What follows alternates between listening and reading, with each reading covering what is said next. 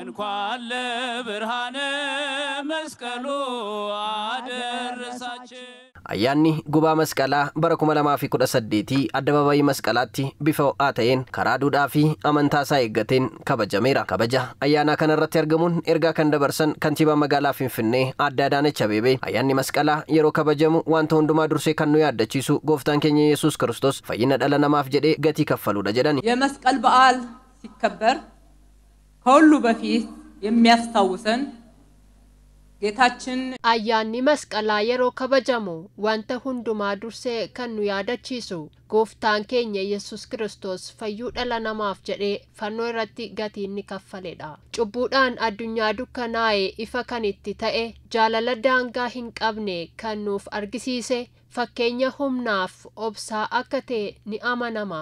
Fannoo sana kan itti barbaannuu fi argamuu isaatti kan nuti kabajnus kanaafidha. Akkuma beekamu biyya keenyatti ayyaanni masqalaa waqtiitti kabajamuttis dhugaa fannoo kan argisiisu fakkaata.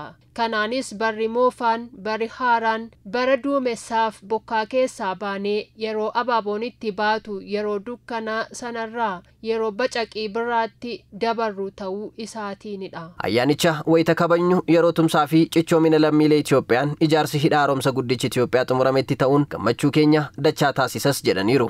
እንደ ሀገር የዘመናት ጨለማን የሚገፋውና akka biyyaatti dukkana baroota hedduu kan furee fi uummata biyya keenya akka ayyaana masqalaatti ida'amanii tokkummaadhaan tarkaanfachuun waltumsuun xumuruuf kan gaan hidhi haaromsaa guddichi Itoophiyaa kan itti xumuramee fi biyya keenyaaf yeroon ifa itti dhufe ta'uu isaatti baga gammannee baga gammaddan jechuun barbaada.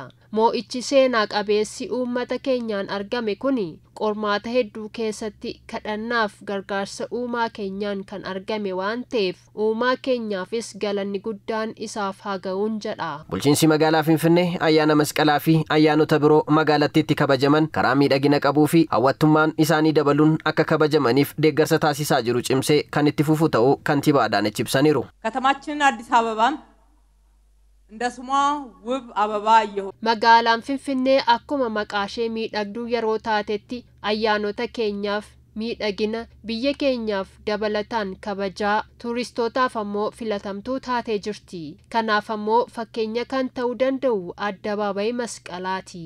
Addabaabayiin masqalaa miidhagee hojjetamuunsaa ayyaanota keenya kabajuuf simboo addaa dabaleera.